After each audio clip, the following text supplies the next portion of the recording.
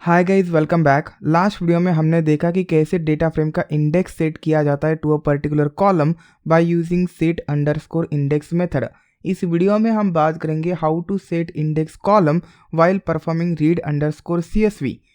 So here read underscore CSV method का use करके हमने टाइटैनिक डेटा सेट को रीड किया, असाइन किया to the variable Titanic.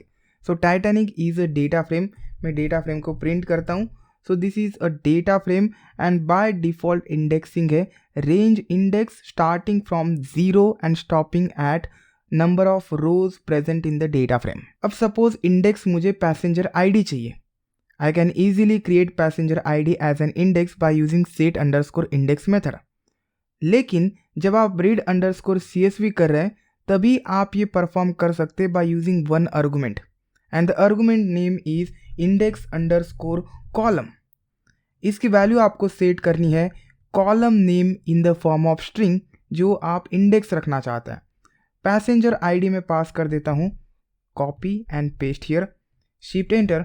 Cell को रन करने के बाद मैं डेटा फ्रेम को प्रिंट करता हूँ and now passenger ID is an index.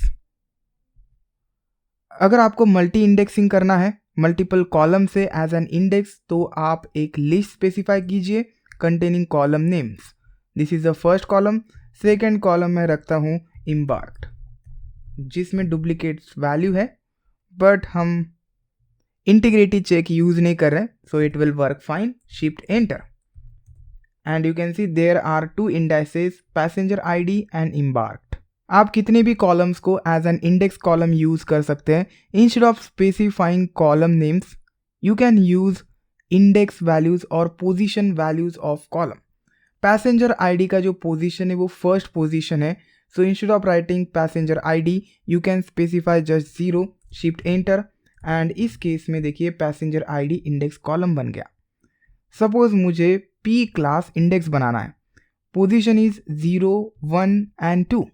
So instead of 0, I'll pass 2 here, shift enter and P class is now an index column।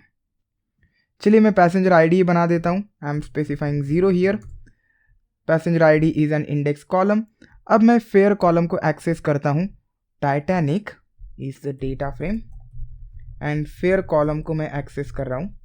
shift enter, मुझे एक सीरीज मिल गया and सीरीज में वो passenger ID है। हमें पता है कि अगर आप सीरीज क्रिएट करते हैं फ्रॉम अ डेटा फ्रेम, जो भी डेटा फ्रेम का इंडेक्स होगा वही उस न्यूली क्रिएटेड सीरीज का इंडेक्स होगा। सो इस वीडियो में बस इतना ही। Thanks for watching this video. Will see you next time.